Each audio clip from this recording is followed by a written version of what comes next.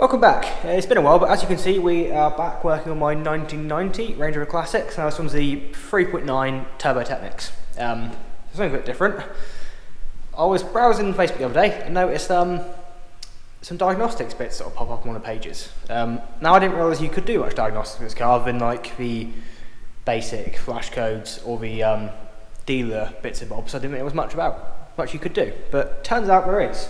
Providing you've got a 14 CUX ECU, which we sort of 1990 and newer on the 3.9 EFI, then you will be able to do some diagnostics. I thought, okay, this is going to be expensive, but actually, we're going to go through a cheap way of doing it. So it shouldn't cost much more than a tenner. It could be cheaper, or you could take the easy option and spend about 35 quid. But either way, it looks to be completely worth it.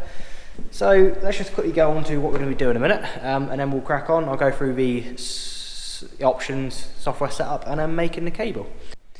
Right, so what you're looking for is the Diagnostics Connector. Now this will be a white one, and I'll turn the light up a minute a bit. And as standard, it'll have this ground plugged into it on the other side, so it'll be looped back on itself like that. Now this is underneath my driver's seat, but it depends on the age. It could be underneath kick panels, or anywhere else. I'll put a link in the description to say where they could be, but on my one it's nice and easy, it's just there. So we got a white and a pinky cable, a white and a green, and a black being the ground there. And as standard, the black goes to the white and the pink, and that grounds it to stop any interference issues. Anyway, we'll ignore that. So we're going to be using that connector with, so this is the one I've opted for here, which is the 5V TTL to USB adapter. Runs on the FTDI 232, whatever it is, R chip. You'll see in a second. But I've gone for this one because it's got the little 0.1 inch headers on the end there, so I can use this for other projects in the future rather than just this course. I'll put a link in the description to the other cables you can use, which would be maybe more suitable, but might be more of a permanent fixture. I just chose this for convenience, but you can also copy this if you want. It's nice and simple. It's about £10 on Amazon, so I'll go through that once we've got the cable made up, and you can then choose what you want to do, what way you want to go about it. So we've got that. I'm gonna, because the connector I just showed you inside the Range Rover isn't available anymore, I'm gonna make a piggyback connector that comes off that, so I can plug into it each time. Rather, you could chop off that connector at the end. You want to put your own on there, do it if you want, as long as you keep that one cable grounded when it's not in diagnostics mode. So I've got a bit of cable. I've got that one. I've got some little connectors, but you can use whatever you want. That's just what I have lying around. And I've got some resistors. So you're going to need a resistor which is around about 390, 400 ohms. I've probably got one somewhere, but I can't find it. So I was going to stick two 200s together to make 400 ohms. And yeah, I've got a bit of cable. What am I going to use? Bit of small cable, nothing too fancy. It just makes it easy to work with the little pins. So let's get cracking on this a minute, and we'll get the cable made up. Okay, so let's jump into the configuration of the cable. So this is the adapter obviously I've got. If you buy the same, then perfect. But what you're going to want to do before you do much of it is you're going to want that little jumper cable there. Comes as standard on the between the VCC and the 3V. You want to move it over to the 5V, so the system runs at 5V, so just like that there. And you'll also notice that when you receive it, it will come with down the bottom there's another little jumper there, and that's between the RX and the TX pins.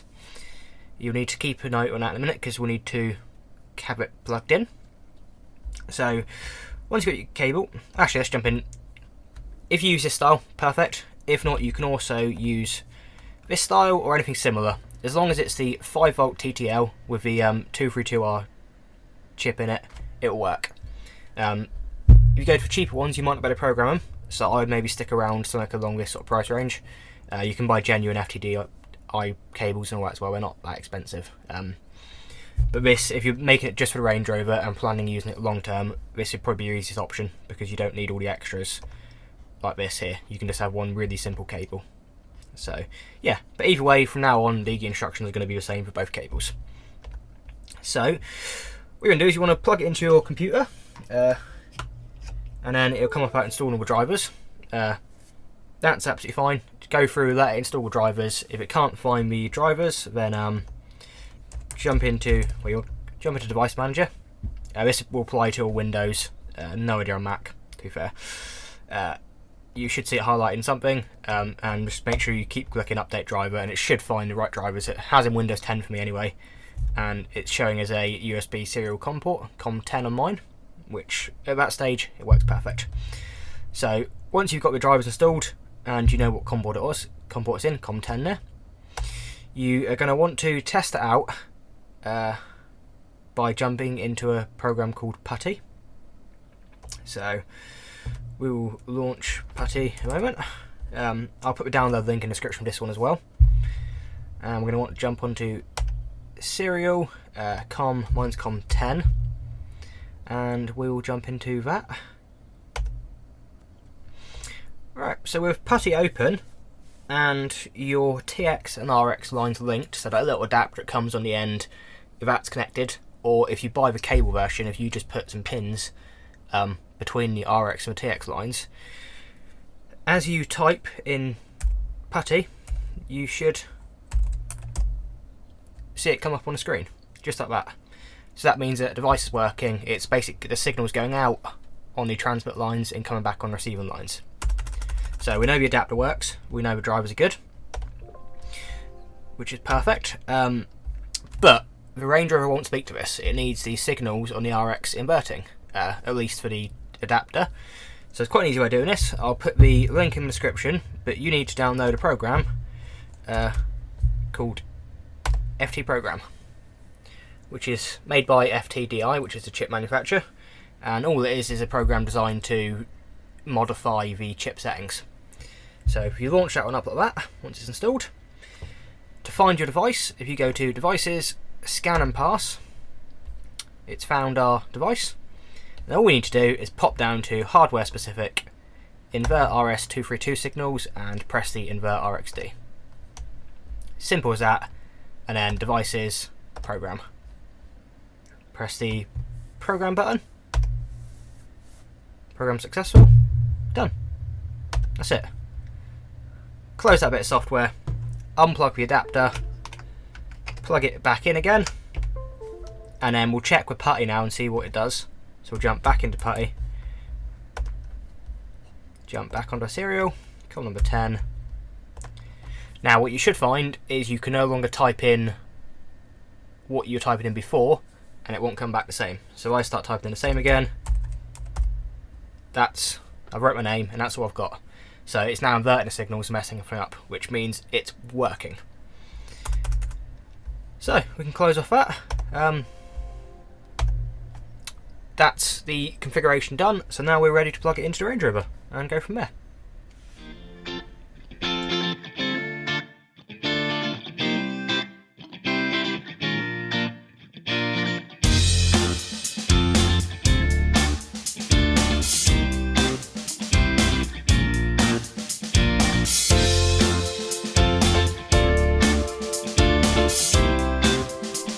I'm not sure how well you can see this because the GoPro doesn't focus that well like that, but there we go. We got our TX line there, our ground in the middle, and our RX on this side. So we've got 400 ohms resistors between ground and RX, so it's just what it needs for communication.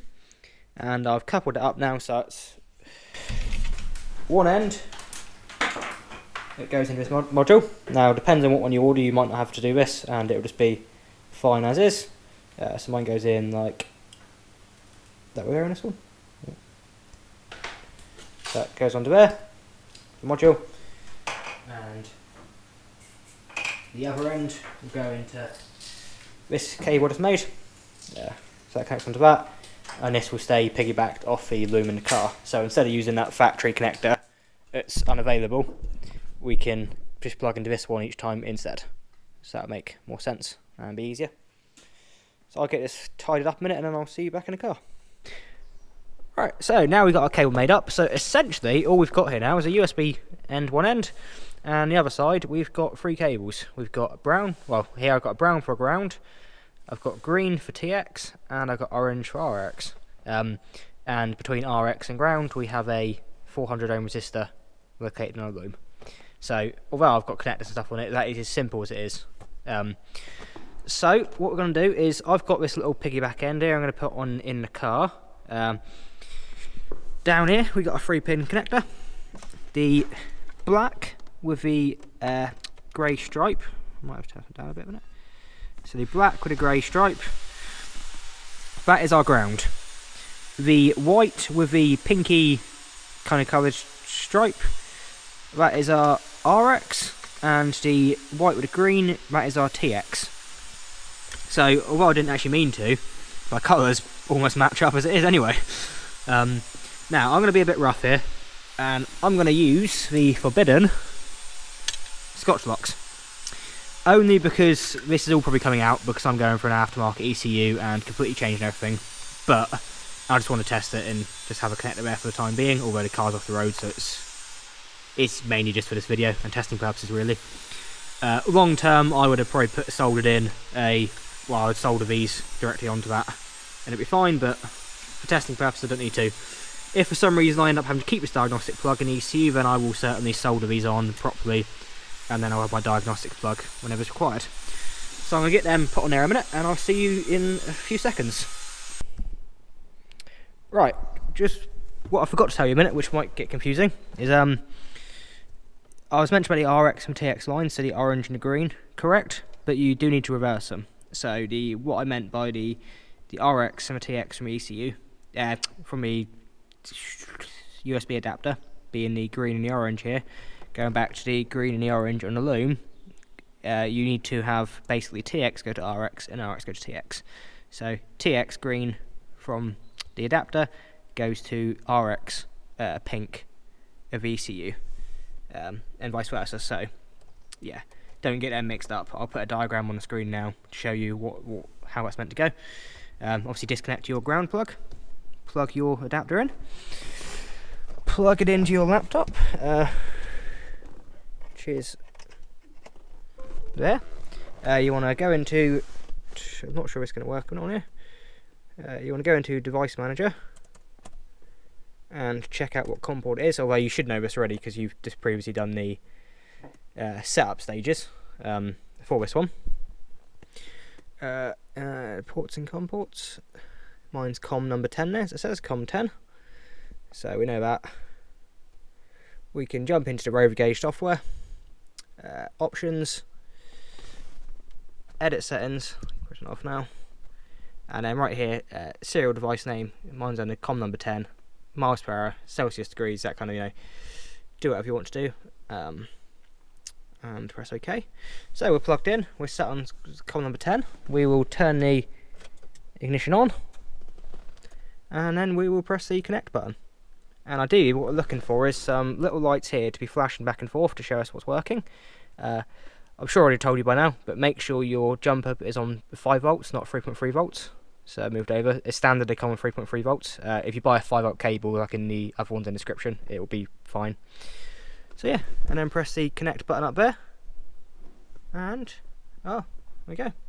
We are 55 degrees engine temperature, 0 miles an hour speed, 0 RPM, and 38 degrees Celsius, which is perfect because I want to know what RPM the engine does because my RPM gauge doesn't even work half the time.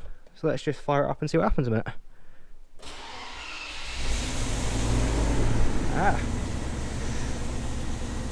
And there we go, we're at 1000 RPM. My throttle apparently is at 11%, so that needs adjusting, that's not correct straight away. MAF is at 7%. Yeah, MAF CO there is 1.31, which is like perfect. 13 volts, and that's what fuel cell we're on. Excellent. So let's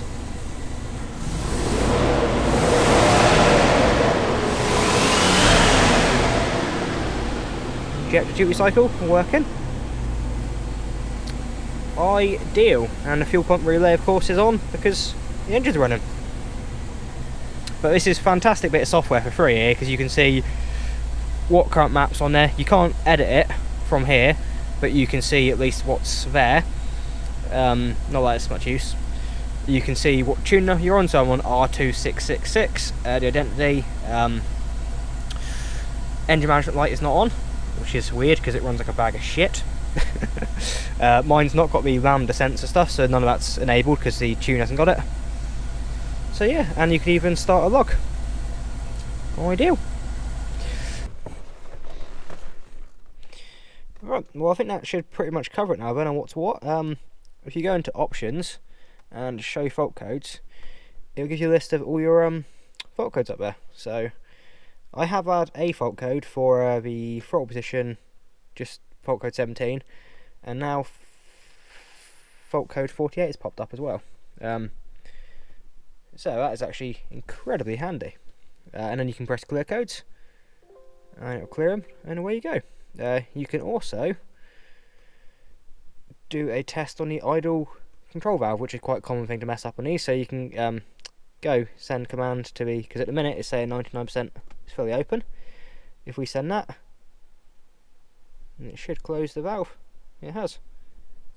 And then if you press the open, send the command, it should open the valve. Yeah, so you can then mechanically check that's also doing it on the car. So, which it should do. So yeah, that's this is actually more impressive than I thought. You can turn the fuel pump on as well down the bottom there. Yep, I can hear that running now. Try to turn it off. There you go, press again. So you can run the fuel pump for bleeding, draining the tank, or just checking the fuel pressure. So I didn't actually think you could do that with this ECU. I had no idea, and I'm glad I stumbled across that, because that is fantastic. There's that engine management light come back on again. Let's check. No. Well, I've never had one come up on the dash. Well, I've got something up there now with an exclamation mark. No idea. Anyway, if you happen to have found this video helpful, then why not let me know in the comments. Tell me what you think. Tell me if you think there's a better way of me doing it, or if I'm doing it okay. If you maybe want to stick around and follow the progress on my what appears to be incredibly rare Turbo Technics 1990 Range Rover Classic, then yeah, stick around. It's about to, well, once I've got a few other projects sorted out and tied up, then the Range Rover's being stripped mostly underneath, engines being rebuilt, a whole lot. I'm tearing it all down. It's all going to be on my channel. So you want to maybe follow the progress. It's also probably going to be going over to Speeduino ECU, which is basically a Mega Squirt. So that way I can get the full potential out of Turbo Technics set up, and I've got better diagnostics again, and I can see what's going on, because it's just the electrics on this car at the minute are a mess. So yeah, why not leave me a comment, like the video, like it, share it around social media, it always helps me, and subscribe for more. I've been Jordan, and I'll see you again next time hopefully. Cheers!